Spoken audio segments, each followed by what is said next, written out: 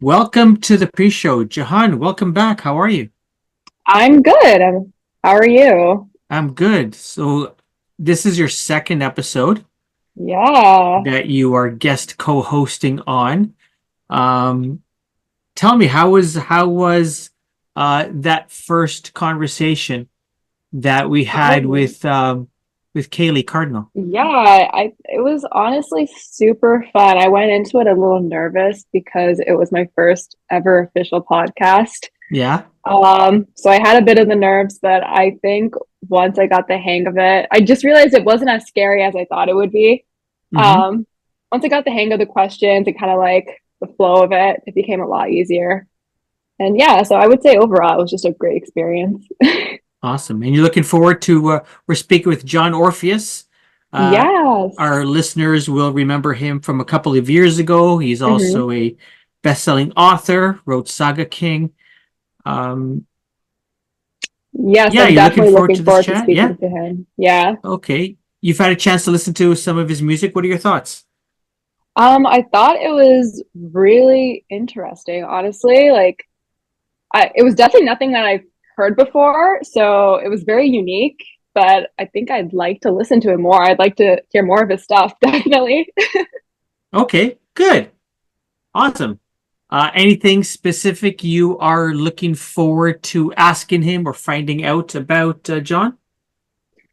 Um, I think I just really want to know more about his like creative journey and how that's influenced his art and kind of like the vision behind a lot of his music because it's like so unique. So I just want to see like what was the artistic vision behind it.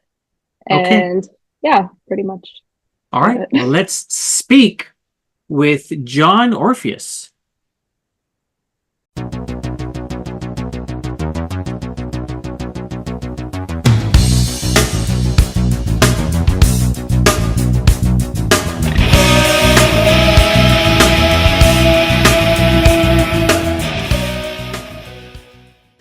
Boom.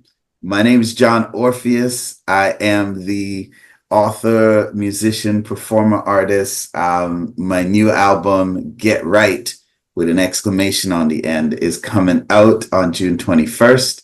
And you're listening to Welcome to the Music Summer with Karam Kanji.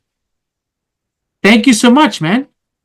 No problem. My Wel- pleasure. Welcome back to the show. Last time we spoke, I think it was year two of COVID.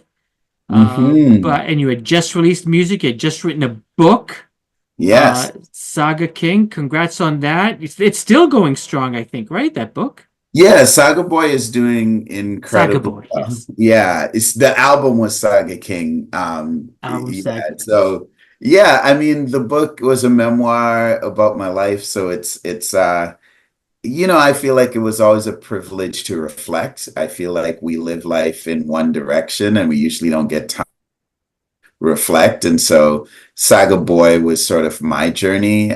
Was lucky enough to be published by Penguin Random House. I've written several books since, and Yeah. yeah, just still in the mix, living a literary and a musical life. Nice.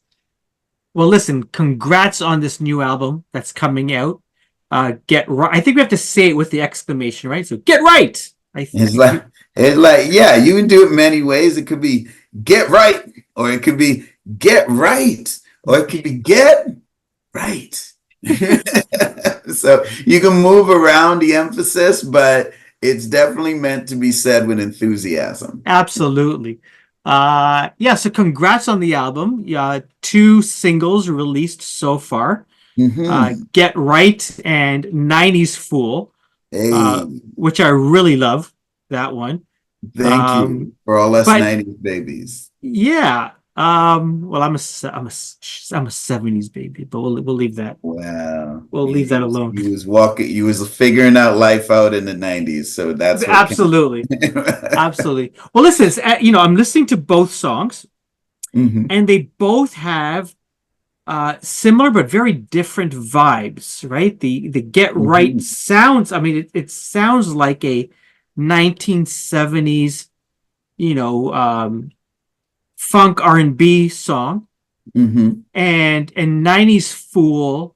you talk about it, but there's some rap in there. There's some that guitar, that bass guitar, whoever's playing that.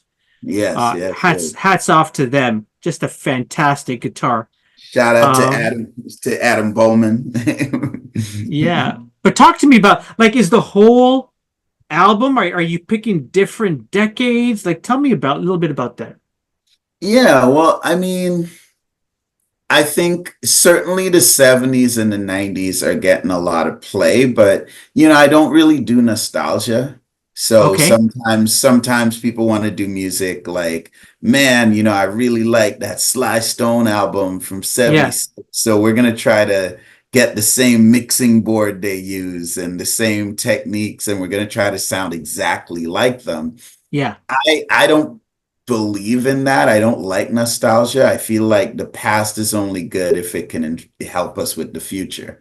Because Mm. again, we don't live life backwards. So but I also don't believe in eras. Like we talk about Yeah, you've eras, said the that before. 90s. Yeah. And so where I come from is kind of like, there's no new school or old school. I want to use the whole school. So I want to Mm. create this place where we can draw from any music, from any decade, from any Yeah. vibe, and we could just play in that sandbox together. And I feel that's the most powerful music I can make.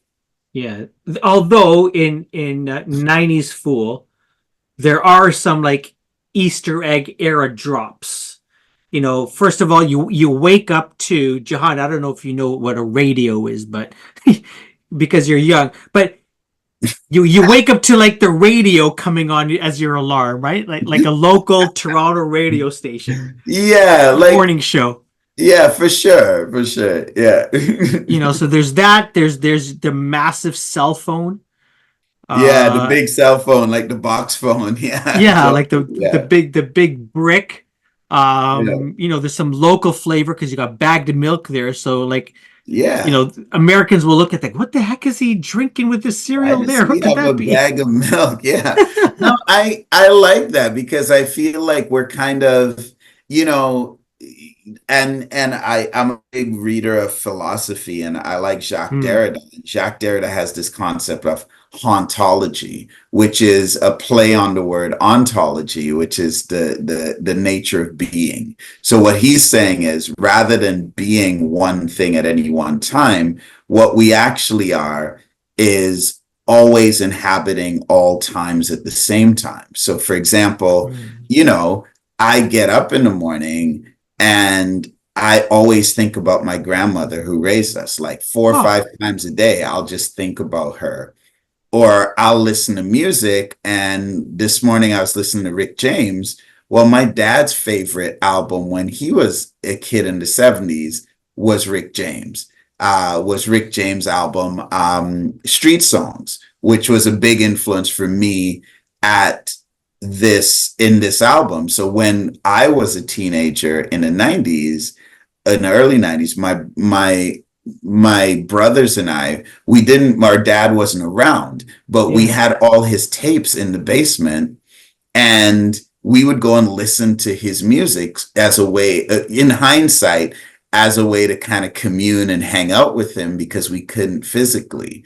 And we didn't know it was like that, but that's how it was. So every one of those situations, when you think about it, here we are as teenagers in the 90s listening to music from the 70s Hmm. so that we could hang out with our dad from back then. And so it's almost like he's present in that moment. And now that's inspired me to make music.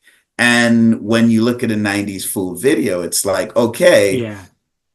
here's some things from the 90s, but I'm living in 2024. It's not like I made myself younger or had a younger version of me. Yeah. And there's all these anachronisms, but also if you listen to those Dr. Dre synths that we're dropping, that's from the 90s, but really it's from Parliament Funkadelic because that's who Dre sampled. So it's really from the 70s. And so literally we're living in the 70s, the 90s, and 2024 all at the same time. Listen, And yeah. that's the kind of energy I have. So even though there's these little Easter eggs, there's also a lot of things from 2024. Like I'm walking through Kensington Yeah. but it's 2024. So, how do these go together? And so I'm much more interested in the way that we live in all times simultaneously than I am in, oh, let's go back to that time before. Because, Yeah. the good old days were never as good as we thought they were. You know what? That is interesting. That is interesting that you say that. And it's interesting that we live in 2024. I'm getting served ads on YouTube for Cyndi Lauper doing a tour. Yeah, So she's coming out this weekend in Montreal. You talked about Dr. Dre. Snoop Dogg did a concert yeah, in Montreal this past weekend, right? And people first heard about him on Dr. Dre's The Chronic, right. and he's on every other commercial it seems on television these Yeah. days. And he's talking the same slang he was talking in the Still, 90s, like what up, nephew and cousin, and so yeah, I feel like when we really think about it, we always think like the past is the past, the present's the present, the future's the future. But when you really think about it, the I all of those things are happening all at once, right? mm-hmm. Even some of us are thinking about, we say fake it till you make it.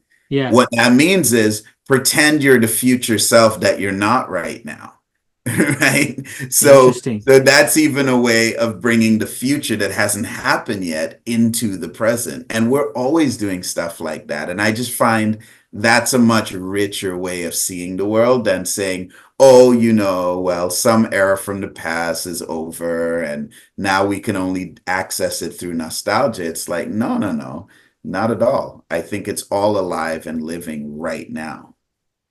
Yeah, absolutely. So I know there's a story behind the song '90s Fool. Hmm. You and your friend Nat were hanging out. Yeah, yeah, Um, yeah, yeah. Talk to me about that. Yeah, it's a really beautiful thing. So my friend Nat, who I met her in high school in the 90s, and she was all the things I was trying to be. I was trying to pretend like I was. She was American, she was super black, and she was super ghetto. She was ghetto certified. So she would drink like she's a tiny little girl, but she'd have like 40 ounces of malt Oh liquor my and goodness like gracious. and I was like, these are the things I aspired to be. So instantly, I just walked up to her and we became friends. Boom, right off the hop. Yeah. I ended up introducing her to her future husband, who's the father of her children. And I watched her children grow up, and her and I have remained friends the whole time. And so Nat one day just says to me, as we're hanging out, we're catching up, she says, I I was out at the club the other day and these really young guys like in their 20s keep hitting on me because she's a fitness model and she looks beautiful and she's always been. And she said, I think I might be a MILF. And I was like, Natalie, you are definitely a MILF because you look beautiful. Like any guy, any age would gladly be with you. And you have children. So, I mean, there it is. And so that's the first lines from the song, the whole song and the nostalgia of the song and the sort of the whole idea of here's this person I've known since she was a teenager, and I've been part of all the stages of her life, and now we're older. And that's kind of that vibe of 90s Fool, where it's like all of these times are kind of happening to us all at once because we're remembering back in the day, but we're also living today talking about, it's just a weird time warp if you think about it. So that's how the song started. Nice. Um, Sorry, Jahan, did you want to ask anything? Yeah. So you had mentioned this idea of nostalgia and um how that your music is not just about nostalgia, but about creating a space where past, present, and future kind of come together. So like how do you navigate this balance between like honoring the past while staying relevant in the present? Yeah, I think you just stop thinking about that. I think you treat that as a question that doesn't matter. And you just do what feels really good and vibrant and alive and rich for you right now. Because at the end of the day, like, what past are you honoring? Like, if we talk about the 90s, well, is it the Kurt Cobain Nirvana 90s? Is Mm, it the Rage Against the Machine 90s? Is it the P. Diddy 90s? It's hard to honor that these days. yeah. Is it, so I think that what you find, and I learned this with my memoir, Jahan, that I wrote, where a memoir is about memories, right? Looking back at your life. And what I found was when I went back to try to remember things, the memories that I had in my head that I thought were precise were actually completely wrong.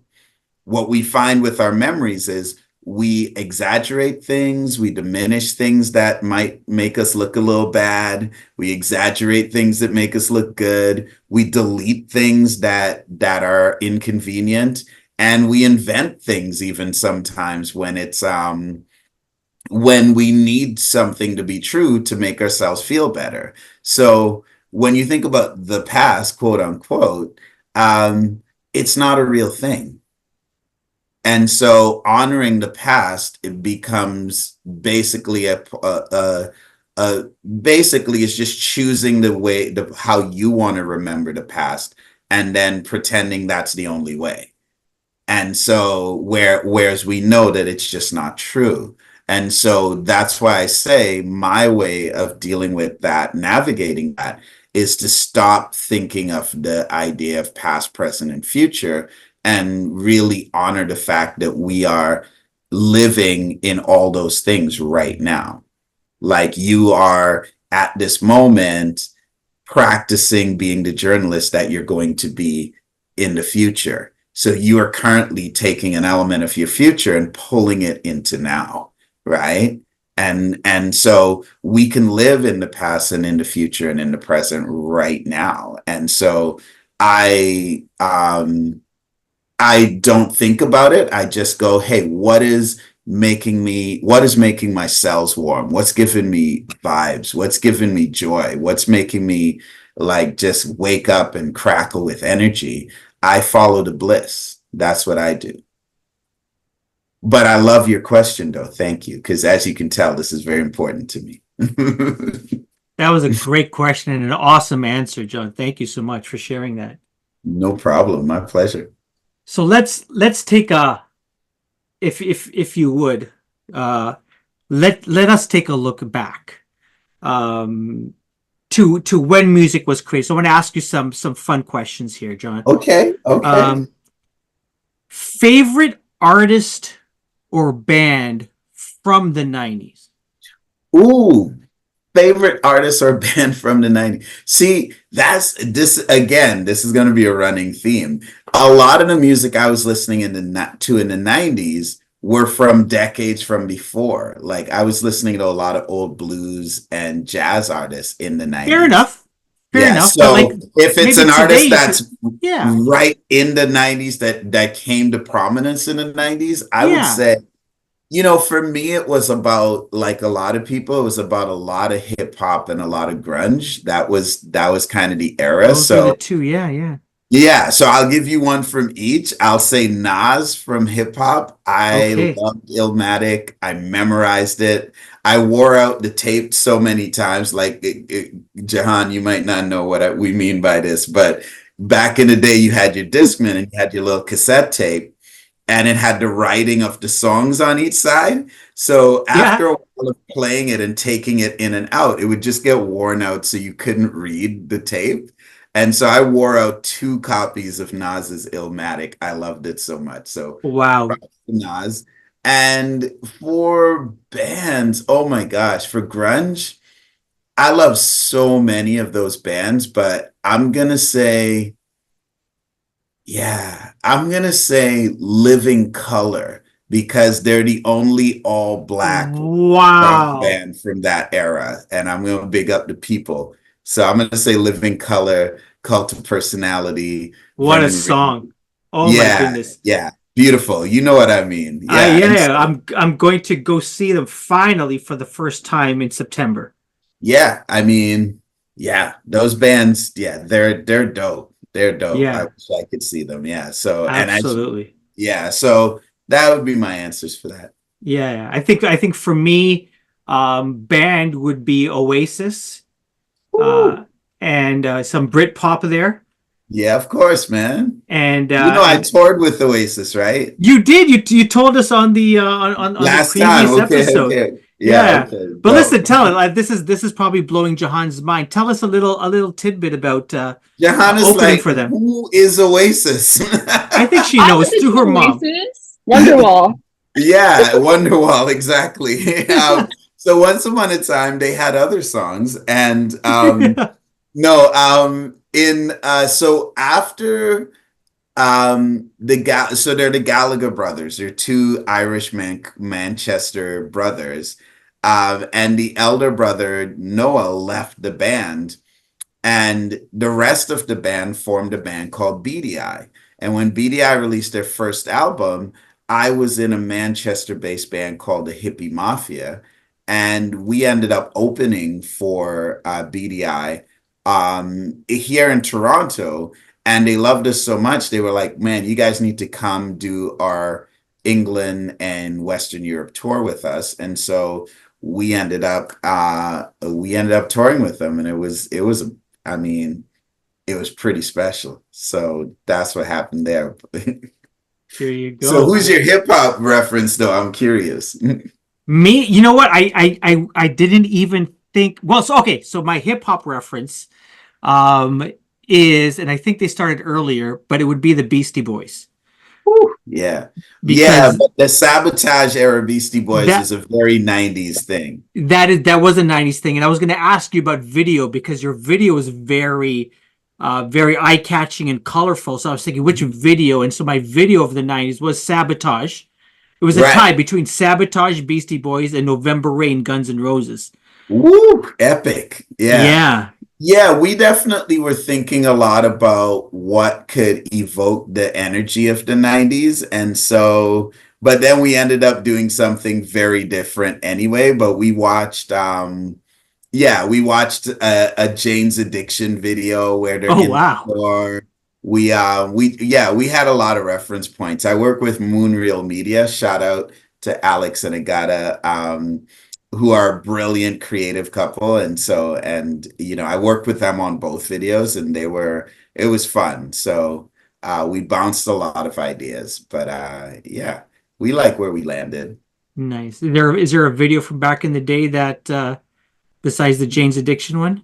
Woo, for like actual videos that I found like life changing. I mean, to be honest, I think that Living Color Cult of Personality video was Yeah. for me a moment where it just blew my mind open because it was all the things I really love. Like it was about history, Yeah. and it rocked, and it was black dudes from New York, and I used to live in New York, and so I just felt like, and there weren't any black bands at that time, and this wasn't Rock just a bands, black no. rock band. It was like Yeah. they were like one of the best rock bands I'd ever heard in my life. And so when I saw that video, and the video is like, it's like pastiche and cut and paste, and it's got the historical samples and Yes. historical figures moving through it. And yeah, I just thought it took the top of my head off. So I mean, there are a couple of videos I would say from that era that I was really hung up on, but that one was certainly a before and after moment. Yeah. And that song still plays on. I don't know if you're a fan of wrestling. My son has become a fan of professional wrestling. Oh, That really? that song is now an entrance song for one of the wrestlers. Yeah, Uh, because I mean, it's it so hits iconic. hard. Yeah, exactly. It's so iconic. Exactly. Absolutely. John, let me throw it back to you. You asked a fantastic question earlier. No pressure. Anything else you want to ask, John? I was just gonna ask him like if he could have a conversation with any artist from any era, who would it be, and what burning question would you have for them? Okay. First of all, I like your questions. I like your style. Second of all, you cannot do that to me. I'm not gonna say any artist. I'm gonna give you a writer. I'm gonna give you a musician, and I'm gonna give you an actor. That's perfect. How about that? Because I Yeah, just that works. can't. I can't. I'll have a breakdown. So, musician, no question, Miles Davis, without question. I think he's the flyest, most. I think he's one of the most iconic people ever. Less much artist, less much musician. I love Miles. For film, I would say, man, it's so many people. It's so many people. I would love to talk to like peak Harry Belafonte, Ooh. like in his like peak, where he was. Yeah, I would love to, because it's not. And here's why: there are a lot of artists from the Caribbean, like I'm from, who've crossed over in North America, but no one knows that they're from the Caribbean, like Hmm. Rihanna, Nicki Minaj, like, you could write like a massive list. And Harry Belafonte was the first. And so I'd love to understand how he did that and how he felt about doing that. And finally, if I were to say writers, um, James Baldwin, like, I don't know Ah. if you know James, who he is, but he was a civil rights leader. I just talked on CBC about his book. This will give you a taste of who this guy was. He wrote a book in 1956 about not only two queer men having a relationship in Paris, and I'm not gay, but I just applaud the courage that in 1956. And also, he was a black man who was famous for writing about black people, and he wrote a book with no black people in it. And the reason I like that is because black people in writers are always being told you can only write about your own culture, Hmm. whereas white writers generally can just write about whatever they want. Yes. Hmm. And so him doing that was him just saying, look, you're not going to pigeonhole me and make me write about what you think I should write about. I'm going to decide that. And it was such a power play. And great authors like Maya Angelou and Toni Morrison, who followed him, gave him credit for empowering them to actually dream big and write what they wanted. And so Baldwin, Belafonte, and Miles Davis. So I don't know. Maybe I'd go back. Maybe the next album's gonna be 60s Fool. There'll be a bunch of spoken word. Yeah, that's right. I love that era, man. I love, Jahan, I love the fashion of that era, like all the suits and the skinny Oh tie. yeah. And it's like, and I just feel like, and it's nothing. I'm never a person that hates on what's going on today. So, it's not that. I love everything that's happening in music today. But what I find has been lost is all entertainers are just entertainers. They're there to make you smile, give you energy, make you laugh. But back then, artists were really could be serious. You could be serious. Mhm. And back then, when you went to see an artist, the first question you'd ask was, what did they have to say? Right? That's so Meaning, true. Yeah. what did they think, and what did they have to say that was important about the world? And I feel we've lost that. So I love that era in art because you know, I feel like I'm an artist that has something to say. Like, I'm not a typical rapper. I'm going to read Derrida and quote philosophy and hauntology, and we're going to really get into something that's important and deep. And I just feel that like that's been lost. So if you see me in a skinny tie and a black tailored suit anytime soon, you know what's happening. You heard it here first. Nice. Thank you, John. Listen, before we let you go, final two questions for you. We've been talking about music and influences. Um, what should people check out? What are you listening to these days that people should listen to? Again, doesn't matter where, when. Yeah, we're going a whole school. Okay. Yeah, I listen to so much stuff. I think in connection with this album, Get Right, I really feel because, his birthday was just 2 days ago and he died recently, but Prince, early Prince, Mm, I really love. Like this guy is early so, stuff. Yeah. yeah, like the Controversy album, like I just like his fashion, iconic. His songwriting, iconic. His everything about him was just so iconic. But it was when he was young and people were just discovering him, and you could feel that hunger and that energy around it. Love it. I feel like that's big for me. Also, the Rick James album, Street Songs. I feel like Rick James, Chappelle made him a bit of a punchline, and Yes. well deserved. But we forget that once upon a time, Rick James was so important to music that Michael Jackson, Prince, like everybody was following him. And I just love his energy. His energy is just so like come as you are, just come to have a good time. And I love that Hmm. energy. More recent stuff is, I really love Thames, the Nigerian R&B singer. I find her Okay. music beautiful. I also really love Emily King, who is a New York City soul singer. I just find her songs just gorgeous. So these are people I wish I could be like, but I'm a rapper, so I'm gonna do me. But I love that music for sure. And of course, Miles Davis, because he Yeah. is he is the dopest. John, where can people go to listen to your music, to find out where you're performing next? Where should people go to follow you and your Yeah. musical and literary journey? Yeah, I feel like at John Orpheus is kind on Instagram is kind of like the brain center. But you could do that on Twitter or Facebook or TikTok as well. But I tend to focus on Instagram the most in social media. My website, johnorpheus.com. And of course, if you're interested in more of the literature stuff, just Google me. Google me. Penguin Random House has got Saga Boy. If you look that up, you will find me.